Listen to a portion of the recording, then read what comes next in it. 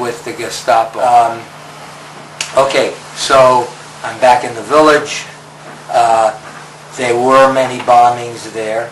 One of them was by the Allies, and they were bombing a convoy during the middle of the night. It happened to be when my parents were there. I was with them in this one-room schoolhouse, and the Allies used to send flares down on parachutes to light up the countryside.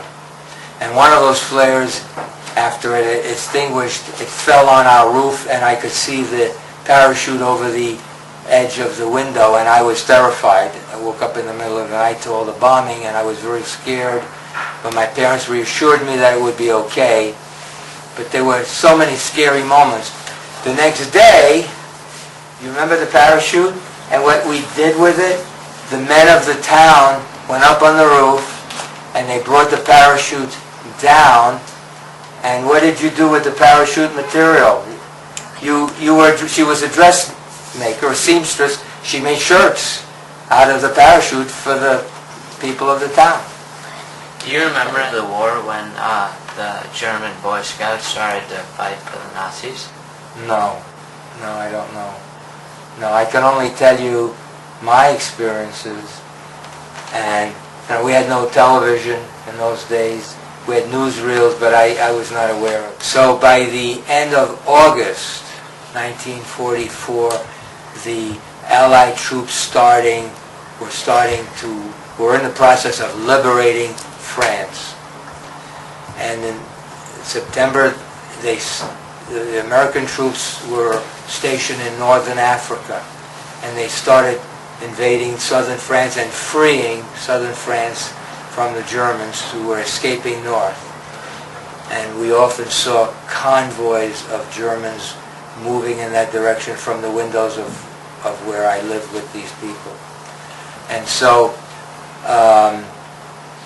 finally the troops were approaching. The weekend before that happened, my parents came to visit me. And my mother knew that we were going to be liberated.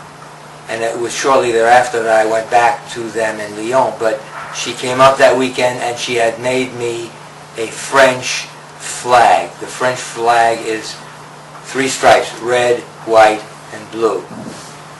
And she made me such a flag out of cloths that she had made for her dresses. She brought me that flag, and during the next week when the American troops came to liberate us, they were down in the woods. Joe and I, we ran down the hill by the road, and we waved to them, and I waved my French flag, and they threw us Hershey bars. And you have I wrote a book about all of my experiences during the war. And I'll tell you about the book in a minute, but if you can focus on, this is the actual flag. That is one of my very few possessions that I have from my youth. All I have is a few books, a few pictures, and this flag. And this flag, I had it sealed into archival paper. It's framed and it's in my home. And it's like over 60 years old. And it's a little holey with mothball holes, but this is the flag that means a lot to me.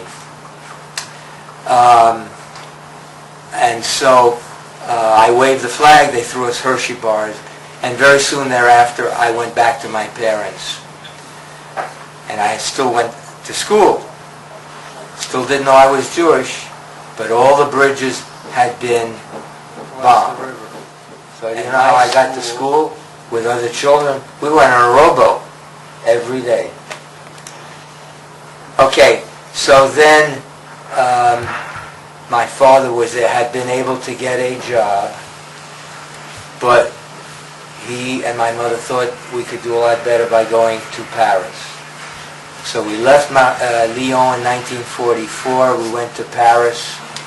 We went to live in a suburb just north of Paris, like the Bronx versus Manhattan, that type of distance. And my father was able to get a job. My mother continued with her dressmaking. During the war, was your family's papers ever taken? Yes, they were. Good question. In the city of Lyon, our papers were taken, and my mother had to go to the police station to try to retrieve them. Oh, yeah. So she Schminked it and had a hat. she got all dressed up and makeup and a fancy hat, right? And you went into the police station, and what did you do? You pounded your fist and you demanded the papers? Because they said to you that we could not find records of your existence in the city of Lille, where our false papers said we were from. And what did you say to them about the bombing? I said, so what? The city was in fire. They bombed it. So all the records were destroyed. I had a lot of chutzpah, if you know what that means.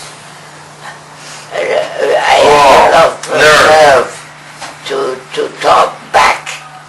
I say, how can you know anybody? Everything was burned up. And that's how I escaped. Yeah, they gave us our papers back. They gave them to her, and she got away with it. And they were false papers, but throughout the whole war, my mother had a lot of, as she just said, chutzpah. When you were talking about lack of privacy in your homes. Wherever we lived, I never had my own room. When my parents lived in a very, very small apartment in Marseille, and then a slightly larger in Lyon and Paris, we had an alcove where my mother had a stand where she had rented a sewing machine to do her work. She had to sit on the bed, and they slept in the bed, and I slept on like a cot at the foot of the bed. And that happened everywhere we ever lived. We were always three to the room. Did any No refugees ever come to your house and ask to stay with you because they had no home? No, we had no. The only people who ever came, but we could not put them up because our place was too small, was in Marseille. One of my mother's sisters and her son and their son came to us, and they were able to get a similar apartment upstairs in the same house. But that's about it, you know. So we went to Paris, and we lived there. My parents had jobs. I went to school. I was a good student. Then in the war, okay, I should say something else very important. During 1940, 41, and 1942, for the first 3 years, my father wrote. He was a linguist. He was an educated man. He was a newspaper man, so he could write very well. He wrote letters to an uncle in New York City asking for help to get out. He asked for exit visas.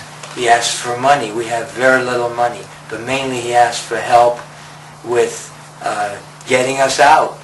And couldn't they help? We never did. Were any of these letters saved? Yes. This uncle saved all of those letters. Let me continue with that. I'll get back to you. And then in 1942 the letters stopped because the Germans were not allowing any mail out. They were censoring letters. They were looking at all of the letters, opening them.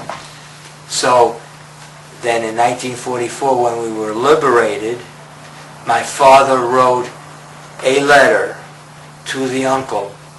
They and others in the family who had survived, who that they had not heard from us in over 2 years. So he wrote a letter, and the first words of the letter, and these letters were all in French, said, "Dear Uncle Eli, they are still alive," meaning we were still alive.